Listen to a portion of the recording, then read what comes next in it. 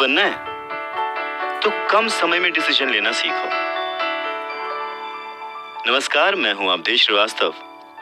Robert T Kiyosaki के poor dad ने उन्हें कहा कि उन्हें उनके फ्रेंड माइक के डैड से पूछना चाहिए कि पैसे कैसे कमाए जाते हैं, सक्सेसफुल कैसे हुआ जाता है।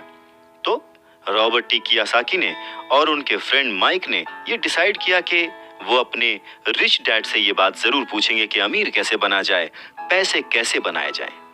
रॉबर्ट टी कियोसाकी ने अपने रिच डैड से पूछा कि क्या वो उन्हें पैसा बनाना सिखाएंगे। इस पर उनके रिच डैड ने एक शर्त रखी और शर्त ये थी कि वो बच्चे उनके साथ काम करते हुए सीखेंगे, न कि क्लास में बैठकर लेक्चर सुनते हुए।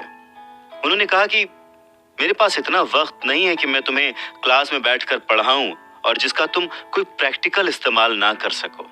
इस बात को सुनकर रॉबर्ट टी कियोसाकी और माइक थोड़ा सा कंफ्यूज हो गए।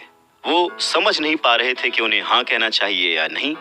उन बच्चों की कंफ्यूजन देखकर उनके डैड ने उनसे कहा, अगर जिंदगी में सक्सेस पाना चाहते हो, सफल होना चाहते हो, तो कम समय लेकर डिसाइड करना सीखो, जल्द से जल्द डिसीजन लेना सीखो।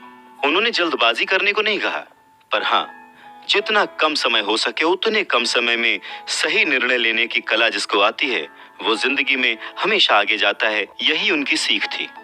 और फिर बच्चों ने डिसाइड किया कि वो खेल छोड़कर सीखने का विकल्प चुनेंगे, काम करने का विकल्प चुनेंगे, ताकि उन्हें ये समझ में आ सके कि पैसे कैसे कमाए जा सकते हैं। बस फिर क्या था, बच्चे अगले ही दिन अपने रिच डैड के पास पहुंच गए। उनके रिच डैड ने उन बच्चों को एक शॉप पर सफाई का काम दिया। अब क्योंकि उस वक्त एसी और इस तरह की चीजें ज्यादा चलन में नहीं थी, तो दरवाजे मोस्टली खुले ही रहते थे, जिसकी वजह से सामान पर धूल जमी रहती थी और इस काम के उन्हें 30 सेंट मिलते थे। इस तरह से उन्हें एकदम भी पैसे नहीं बचते थे। वो परेशान रहते थे और एक दिन उन्होंने माइक से कहा कि मैं अब काम नहीं करूंगा, या तो वो मेरी तनख्वाह बढ़ाएं या फिर मैं काम छोड़ रहा हूं। उसके बाद 9 साल के रॉबर्ट टी कियोसाकी और उनका दोस्त माइक उनके रिच डैड से मिलने पहुंचे।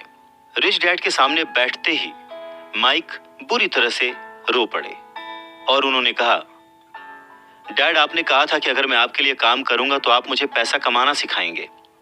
अपनी तरफ से मैंने पूरी तरह से, पूरी ईमानदारी से काम किया है, कड़ी मेहनत की है। इस काम के लिए मैंने अपनी खेल तक की कुर्बानी दे दी और अब आप अपने वादे से मुकर रहे हैं। आपने मुझे कुछ भी नहीं सिखाया। लोग आपको लालची कहते हैं, जो सिर्फ पैसे कमाना चाहता है पर अपने साथ काम करने वालों का बिल्कुल भी ध्यान नहीं रखता।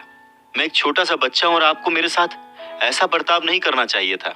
रॉबर्ट टी कियोसाकी के डैड ने कहा, पर मैं तो तुम्हें काम सिखा रहा हूं। रॉबर्ट टी कियोसाकी कहते हैं कि उस वक्त वो गुस्से में थे, तो उन्होंने पूछा, नहीं, आप मुझे कुछ नहीं सिखा रहे। बताइए आपने मुझे क्या सिखाया? कुछ भी नहीं।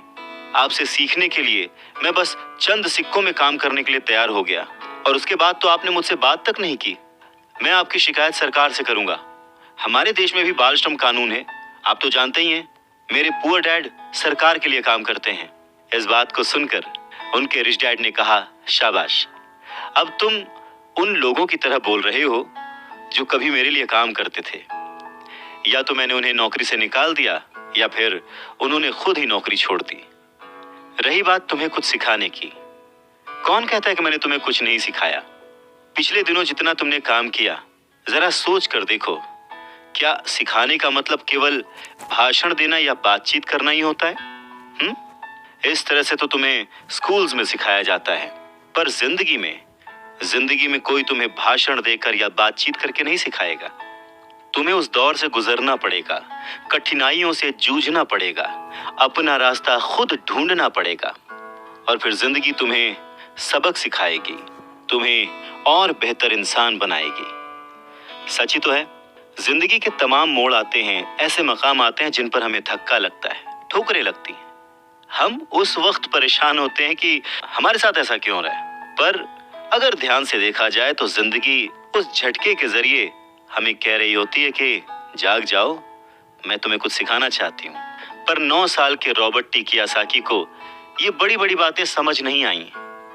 तब उनके रिच डैड ने एक बार फिर से कहना शुरू किया, अगर जिंदगी तुम्हें कोई सबक सिखाए तो तुम्हें उससे सीखना चाहिए, क्योंकि अगर तुम उससे वो सबक नहीं सीखते तो पूरी जिंदगी तुम्हारी ये जिंदगी लगातार तुम्हें धक्के देती रहेगी।